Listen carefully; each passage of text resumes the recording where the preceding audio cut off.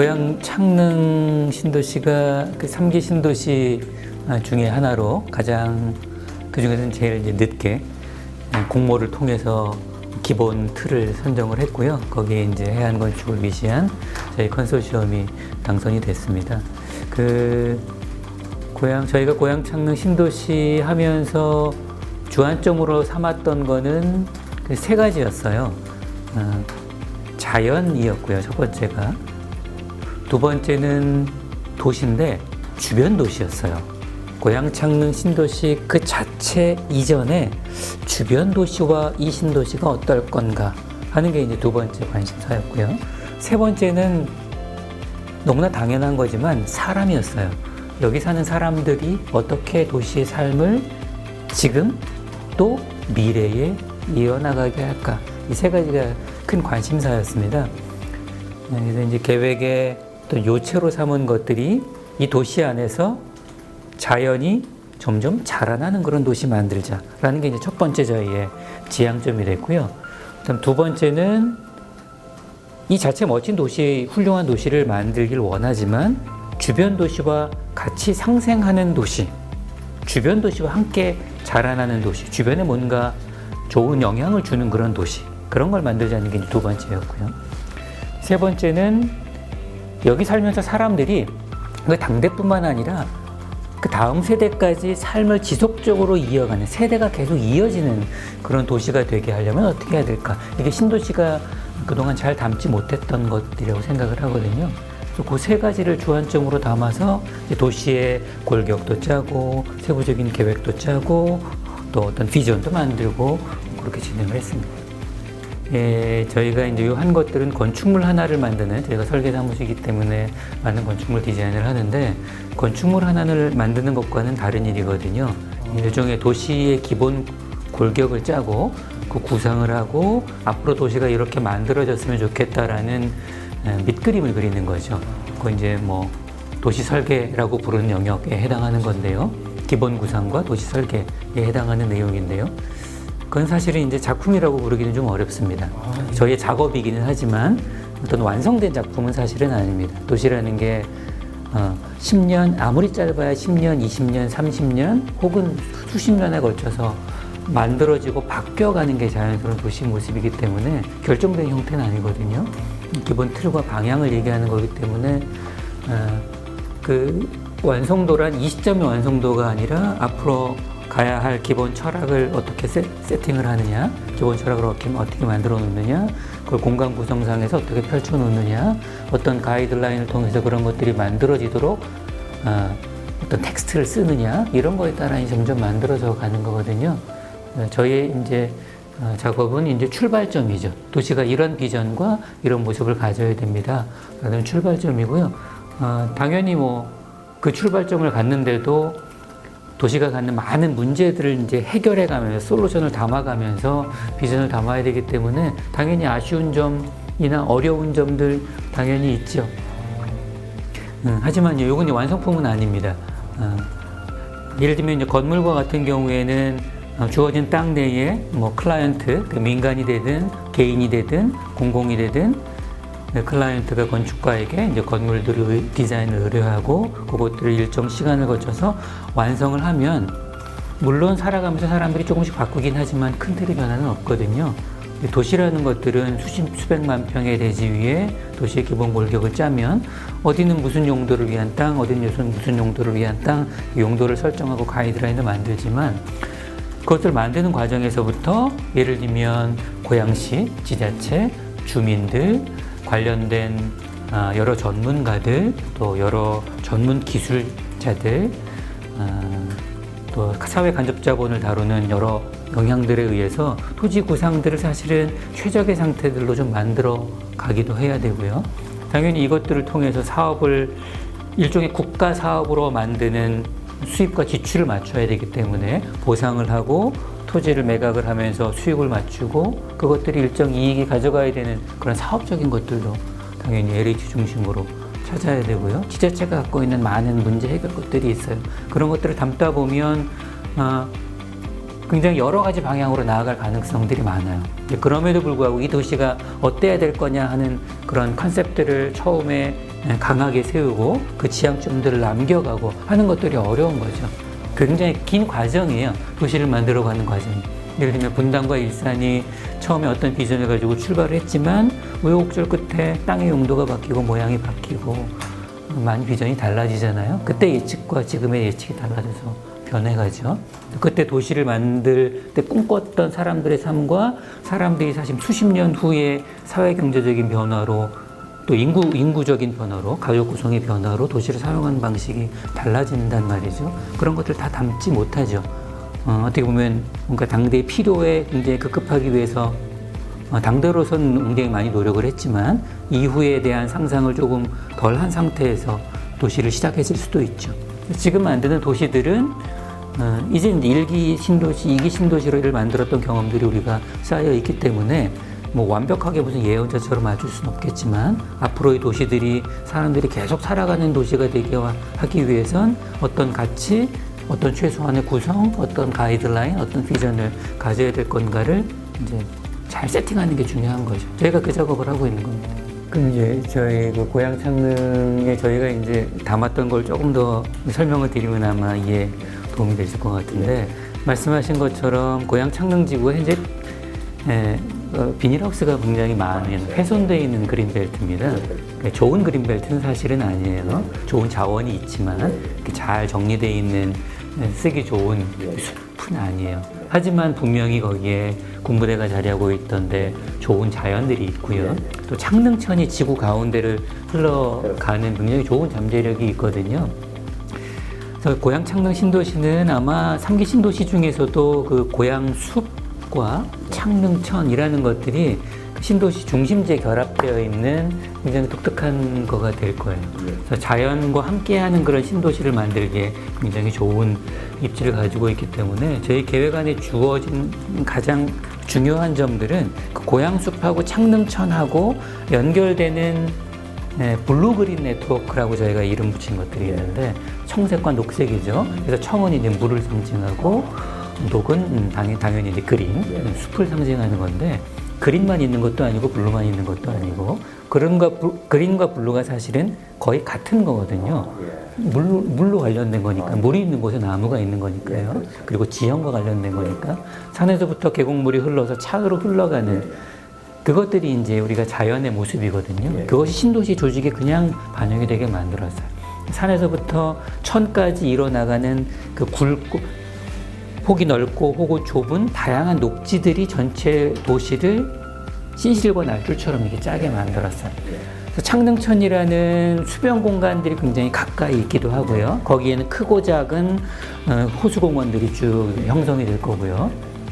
일산호수공원처럼 굉장히 넓은데 조용한 물을 가둬놓는 곳이 아닙니다. 이게 자연스러운 하천 내에 크고 작은 굉장히 주거단지에서 가까운 삶의 터에서 굉장히 가까운 곳에 창릉천들의 수변 공간들이 있고요. 거기서 이어지는 녹지들이 주변의 산들로 자연스럽게 연결돼서 잘 보존된 또 잘 보존할 공원과 나무들까지 연결되어 있는 그 블루그린 네트워크가 창릉 신도시 전체를 촘촘하게 감싸는 거예요. 그래서 저희가 목표했던 것 중에 하나가 여기에는 있는 이제 많은 아파트 혹은 주택의 거주민들이 계실 거고요. 몇만 세대의 거주민들이 계실 거고 또 많은 일자리들이 생길 텐데 일자리든 거주민이든 간에 5분에서 10분 거리 내에서 크고 작은 공원에 모두 다 도달하게 하자. 이게 굉장히 현실적인 저희의 목표였어요. 큰 공원이 있는 것도 좋고 큰 하천이 있는 것도 좋은데 그것들이 마음 먹고 가야 되는 뭐 그런 것도 필요하죠. 그런 것 외에 일상생활 속에서 사실은 그것들을 즐길 수 있어야 되거든요. 그래서 슬리퍼를 끊고 문 앞을 딱 나오면 골목을 딱 돌면 작은 공원이 펼쳐지고 조금 따라가다 보면 수변 공원이 펼쳐지거나 숲이 펼쳐지고 이런 것들이 창릉 신도시에서 꿈꿀 수 있는 계획이었어요.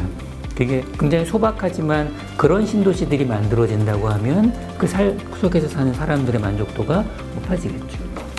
또 하나는 소위 얘기하는 편의시설이라고 하는 건데 그거는 상점일 수도 있고 주민센터 같은 것일 수도 있고요. 또 어린이집과 같은 것일 수도 있고요. 그 다음 학교 같은 것이 될 수도 있고 그 다음 좋은 교통 연결점 같은 것이 될 수도 있어요. 사실은 이제 아파트 단지가 커지고 막 이러면서 뭔가 뭘 사러 나가기 되게 멀거든요. 예. 멀리 나가야 되고, 아파트 상가로 걸어 나가야 되고, 또 무슨 중심지로 걸어 나가야 되고. 그런 것들이 아니라 여기서는 굉장히 잘게 조개 저희가 디자인을 계속 해갑니다만 잘게 구성되어 있는 아파트 단지, 주거 단지들의 코너만 나가면 편의시설들이 있고, 어린이집이 있고, 학교들이 있고, 그 다음에 버스나 BRT나 어떤 전철이나 이런 거점들이 쉽게 연결될 수 있는, 교통이 되게 가깝고 다양한 이동수단들이 있는, 편의시설들이 가까운 그런 걸 지향을 해요.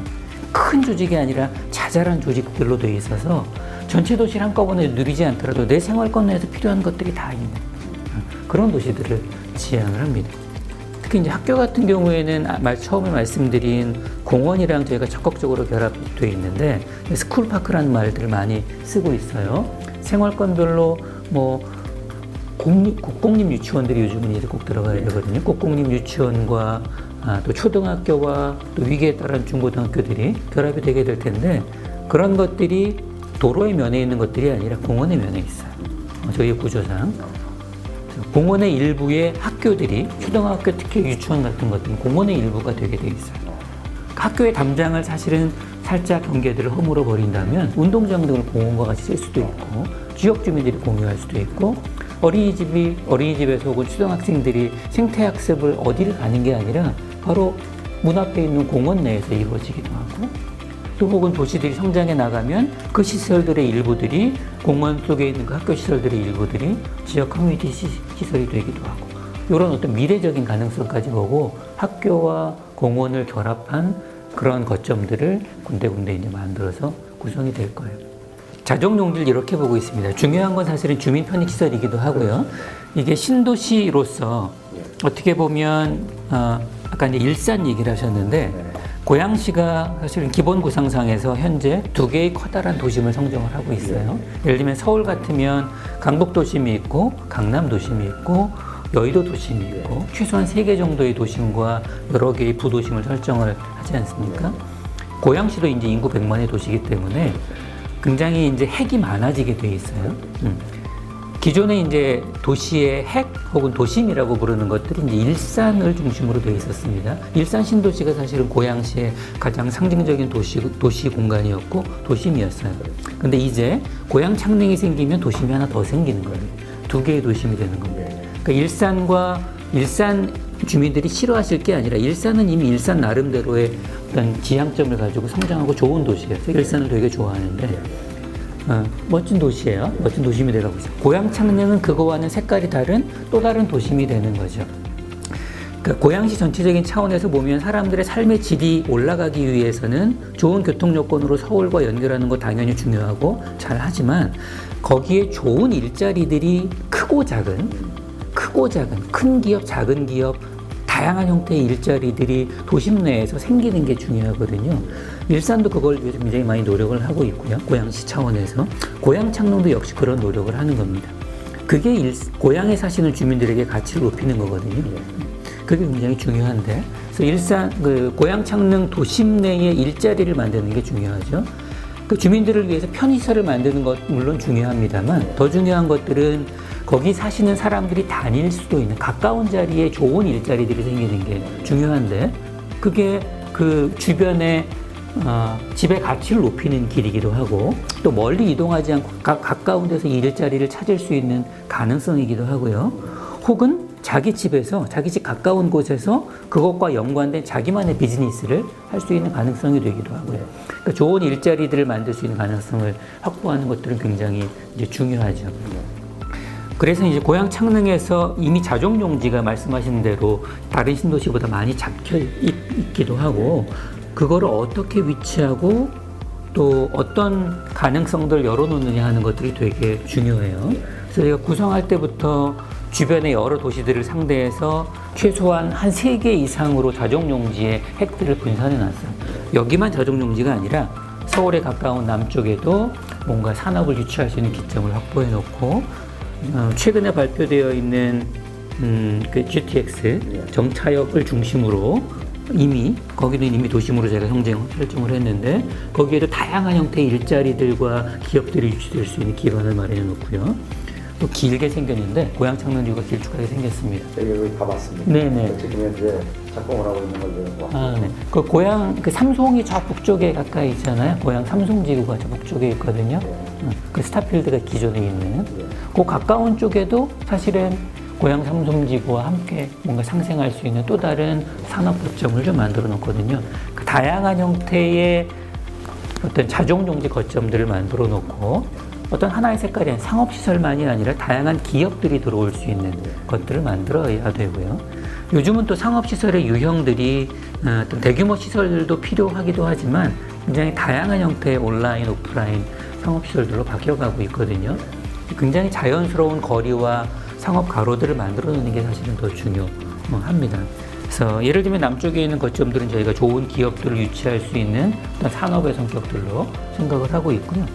제일 북쪽에 삼성에 가까운 쪽은 지역과의 관계들을 살리고 요 고향 삼성만의 어떤 전원적인 느낌들과 기존의 산업 기반들을 살려서 스마트팜과 같은 도시농업을 지원할 수 있는 혹은 뭐 이런 것들을 지금 생각을 하고 있어요. 또 어딘가는 물류가 특화되거나 또 어딘가는 데이터 센터 같은 미래지향적인 산업도 들어올 수 있지 않을까 다양한 가능성들을 가지고 배분해 놓고 있어요. 그렇게 해서 좋은 산업들이 유치됐을 때 사실은 뭐 예를 들면 백화점 하나 마트 하나 들어온다는 것 이상으로 사실은 지역의 가치가 높아지거나 삶을 거기에서 대대손손 이어갈 수 있는 가치가 만들어지는 거거든요. 일자리가 있어야 되는 거거든요. 그 다음에 이제 또 중요한 것 중에 하나가 복합화라는 개념입니다. 복합화. 우리가 이제 신도시를 만들 때 어디는 상업지역, 어디는 아파트, 어디는 단독주택, 어디는 학교, 그렇게 굉장히 분명하게 생각을 하고 계신데, 물론 학교, 주택지 있죠. 하지만 나머지 것들은 사실은 굉장히 다양해야 돼요. 예를 들면, 많은 분들이 원하시는 것들이, 그 상가주택지 같은 것들 예를 들면 노후를 원하시죠. 뭔지 잘 생각해 보시면 그게 복합 건물이에요. 집도 되고 상가도 될 수 있는 건물. 그 도시라는 것들이 일정 정도 그렇게 복합적으로 그 지역과 건물들이 변화되지 않으면 사실은 가치가 떨어지거나 이후 세대에 작동하지 않을 가능성이 있거든요. 일정 수준의 복합화하는 것들이 굉장히 중요합니다. 그게 도시를 활기 있게 만들고 또 오랜 세월 활성화되게 만드는 방식이에요. 그래서 저희가 중심지 중에 하나에는 그 BRT 거점과 GTX 거점이 있는 중에 하나에는 그 중심 보통 업무지구라고 부르는데 저희가 중심 복합지구라고 이름을 붙여가면서 지금 설계를 하고 있어요. 거기에는 예를 들면 오피스만 들어와야 되는 것 이것들이 아니란 얘기죠. 다양한 형태의 거주 기능도 일부 들어오고요. 큰 비즈니스와 작은 비즈니스도 들어올 수 있게 건물 유형도 세분화하고요. 또 그 다음에 미디어 기업과 같은 뭐 대형 기업도 들어올 수 있고 혹은 작은 소기업도 들어올 수 있는 그런 것들이 벌어져야 되거든요. 신도시 내의 구역들이 어디는 유흥가만 몰려있는 것들이 아니라 유흥가 24시간 돌아가는, 예를 들면 좀 밤에는 액티브하게 돌아가기도 하고 거기서 거주하는 사람들이 밑에 내려왔을 때 전혀 부담스럽지 않은 거리가 이루어지기도 하고 그 사람들이 출퇴근을 하는 것들이 아니라 거기에서 살고 일하고 할 수 있는 세팅들도 만들어내고요. 그 다음에 큰 비즈니스, 작은 비즈니스가 한꺼번에 어우러지고요. 또 심지어는 그게 고향 창릉의 특징인 수변 공간과 밀접하게 연관되게 하고, 만약 그렇게 복합적이고 자연 친화적인 구조를 만들어 놓는다고 하면 어떤 다른 신도시보다 훨씬 더 매력적인 도시가 최초 시점뿐만 아니라 이후 시점에서도 계속 유지될 수 있는 동력이 되는 거죠. 그리고 이제 자정종지의 일부들에도 예를 들면 청년주택이 됐든 다양한 형태의 레지던스 기능이 됐든 같은 것들이 있어서 일하고 빠져나가는 게 아니라 일하고 빠져나가는 분들도 있고 일하고 거기에 늦게까지 있는 분들도 있고 도시가 24시간 살아있는 그런 것들을 만들어야 되죠. 쫙 빠져나가 같은 여의도가 같은 도시를 만드는 게 중요한 게 아니라 예를 들면 강남의 어떤 일부분처럼 1과 3과 이런 것들이 막 어우러지는 구도심처럼 1과 3과 이런 것들이 어우러지는 이런 것들을 만들어야 사람들이 신도시를 떠나지 않고 여기 직장 갔다가 잠자러 오는 도시가 아니라 그 지역 내에서 일하고 살고 하는 도시의 거점으로 만들어질 수 있거든요. 그래야 내가 아니라 내 자손들도 학업 때문에 강남으로 이주하고 학군 따라 이주하는 게 아니라 일자리와 그런 걸 따라 그 지역에서 원한다면 내 이후에 계속 살 수 있는 거죠. 여기서 고양시에서 초등학교, 중학교 다니고 원한다면 직장도 다니고 할 수 있는 거 만들어주는 게 사실은 도시를 만드는 큰 목표거든요. 그 고향 창릉을 저희가 구상할 때부터 창릉천과 고향숲이라는 좋은 자원이 있고 그린벨트 해지지라는 것 때문이기도 하지만 블루그린 네트워크를 도시 차원에서 하는 것뿐만 아니라 또 하나 입체적으로 사실은 도시 전체가 입체적으로 녹화되는 도시를 저희가 꿈꿨어요. 그리고 한 발 한 발 그런 것들을 조금 만들어 나가고 있어요. 그게 이제 공원 녹지 하천이란 도시의 공공용지로 녹지가 있는 것뿐만 아니라 아파트 단지에 예를 들면 아파트라고 하면 아파트 단지에 좋은 조경들 많이 하죠. 그것뿐만이 아니라 중심지에 있는 건물, 다양한 유형의 건물, 아파트뿐만 아니라 여긴 신도시이기 때문에 진짜 상업적이고 사업적인 또 업체, 기업들의 많은 기업 건물들이 들어올 거거든요. 이것들이 그냥 콘크리트와 유리 건물이라고 사람들이 인식하는 것들이 아니라 입체적으로 녹화된 건물이 되기를 저희가 지향을 하고 있어요. 그래서 수직적인 녹화가 많이 된 건물. 예를 들면 벽면일 수도 있고요. 그게 루프일 수도 있고 데크일 수도 있고 또 테라스일 수도 있고 심지어 실내까지일 수도 있고. 그래 건물들이 입체적으로 녹화되는 것들을 저희가 유도하고 있고 그렇게 이제 그림이 그려져 있습니다. 그게 아파트뿐만 아니라 중심지에 있는 건물들도 많은 녹지 면적들을 입체적으로 갖고 있는 건물들을 만들도록 저희가 유지하려고 해요. 그걸 이제 수직적인 녹화 이렇게 표현할 수도 있고요. 땅 면적에 예를 들면 뭐 100이라는 땅을 가지면 뭐 그중에 30%만 적용하고 나머지는 안 해도 됩니다. 뭐 이 정도 차원이 아니라 30%뿐만 아니라 입체적으로 하다 보면 땅 면적의 80%, 90%에 해당하는 녹지 면적이 입체적으로 건물에 구성될 수 있게 하면 좋겠습니다. 이게 이제 저희의 구상이에요. 그렇게 되면 주거뿐만 아니라 상업적인 건물까지도 일하는 건물 내에서도 녹지가 풍부하겠죠. 그게 꼭 강으로 나와서뿐만 아니라 진짜 문만 열어도 이렇게 녹지가 있고 테라스가 있는 것처럼 그 다음 밑에서만 딱 내려와도 크고 작은 정원들이 있고 심지어 저층부의 일부에는 벽면에도 그림들이 있고 그래서 도시 전체가 그린벨트라고는 하지만 사실은 비닐하우스로 이렇게 황폐해지는 자연과 같은 도시였지만 하천과 산과 녹지들은 깨끗하게 혹은 더 자연 그대로 잘 살 수 있게 정비가 되고 그 사이사이에 건물이 들어가는 땅들은 건물만 들어서는 것들이 아니라 땅에 있는 조경에서부터 입체적으로 녹지 같은 것들이 건물과 같이 어우러지는 그런 도시들을 제가 꿈꾸고 있어요. 그래서 그런 게 어느 정도로 어떤 가이드라인을 만들면 구현될 수 있을지 또 어떻게 실효성 있게 할지를 이제 조금씩 연구해 가면서 그것들 도시의 어떤 가이드라인 내에 반영을 할 거예요. 아마 이거는 이제 고양시가 갖고 있는 뭔가 환경 친화적인 도시를 만들어 나가는 그 큰 정책에도 아마 부합하는 것 같고요. 고양창은 그 내부에서도 아마 도시 차원에서 고양시라는 큰 도시가 갖고 있는 어떤 특별한 중심지 차원에서도 새롭게 만들어가는 도시니까 새로운 목표를 설정할 수 있거든요. 그것들이 될 수 있게 뭔가 지침도 좀 만들어가고 뭐 어떻게 인센티브를 부여해서 그런 것들 할 수 있을까 이런 것들 연구해서 그냥 그림으로만 그냥 녹색이 풍부한 도시가 아니라 실제로 건물을 지어질수록 다양한 형태의 녹지들이 어우러질 수 있게 그렇게 만들어 가려고 하고 있습니다. 굉장히 특징적인 면 중에 하나가 될 거예요.